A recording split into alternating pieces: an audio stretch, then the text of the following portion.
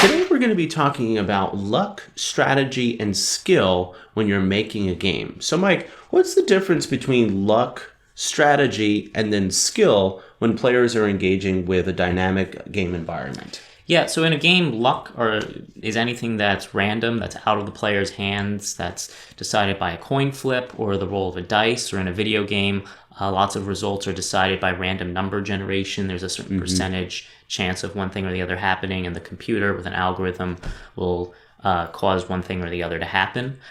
Strategy and skill, sometimes people will use one word to mean both things, but skill is really more of a physical aspect of a game. If you're playing a sport, it might be hitting a ball or throwing a ball or scoring a goal. If you're playing a first-person shooter, it could be aiming. How quickly your reflexes. How quickly your hand-eye coordination is. Strategy is really more of the mental aspect of a game, planning out your course of action. So in a first-person shooter, like in a game of Halo, you might say, I'm going to get behind this wall. That's your strategy. I'm going to reload while I'm ducking behind it, peek out behind it to shoot some bullets at the enemy, and that would be your actual hand-eye coordination, is how well you're actually able to line up the sights in your game and move your controller. And then the luck aspect could be that you're playing a firefight and what enemies are dropped. So I used to play an old game of Halo, and every couple rounds of a firefight, a drop pod would come down, some aliens would get out. Sometimes they would be grunts, sometimes they would be elites. And I would play one game where I'd get 3 rounds of elites at me, and it would be much more difficult than a round where they're just grunts. And so that's an example of those 3 different aspects of a game. Right. When a player is is fighting something that has luck-based elements, there's a lot that's outside of their hands. So luck, when game creators are thinking about the environment, when they're either building the game dynamics or they're working in the algorithms, part of the luck aspect from a game creator's perspective might be the actual physical algorithm he's using for, like you said, how many of what item will drop at what time. And for game creators, I think this is important to think about some of our other videos about balancing. You want to make sure that your algorithm is not either tuned too high or low on either side to delivering these types of random events to players, because the player might get bored, or they might get too much of a certain objective, and they might get too much of a certain reward that then leads to an unbalanced perspective. Yeah, it's a lot that you have to think about and plan out when you're designing your game. Right. Because there's no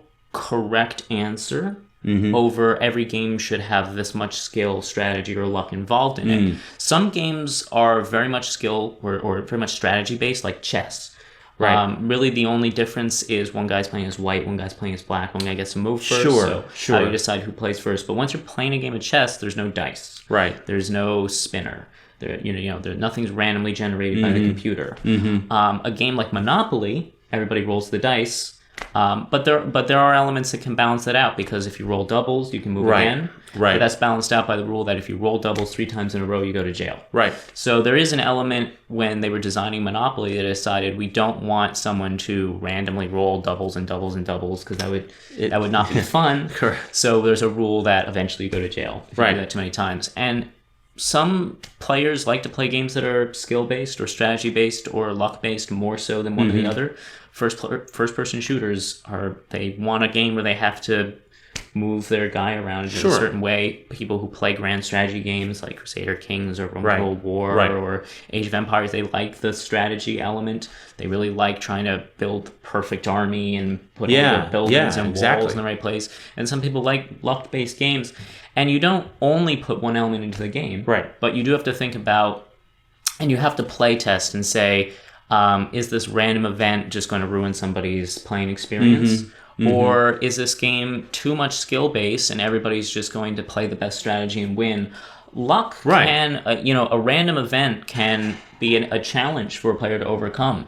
Your ship's got in a storm that, was randomly generated by the computer, and now you have to deal with that. That can add life and a longer play time to a game. That not every game is the same. Sometimes you'll have a unique challenge. And so there's a lot of planning. You have to think about what are the odds of these things happening? And also, should we add more of a an ability for the player to be in control of their own fate. Mm-hmm. And then you have to play test it. You have to say, are people having fun? Does this event ruin players' play experience? Is the game too boring because it's too easy and predictable to come up with a winning strategy? Or not enough. Or are certain players...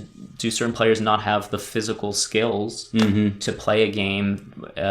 Is this game only going to be for elite gamers, or is there too high a bar of entry, and we have to maybe lower some of the skill, or enable some players who don't have a certain skill level to use certain strategies to excel? Well, we'll talk about this in two of our other videos. One on determining your audience for the game. You talked about whether you're going to design a game for elite players or you're going to have a stair-step process. And then an example would be the whole Dark Souls series. Sure. Is for players. It's extremely difficult. It's difficult for new players to pick up, but it's very rewarding for people who play a lot of video games and are good at it, and they want a challenge, so they play these games that are very, very difficult. Right.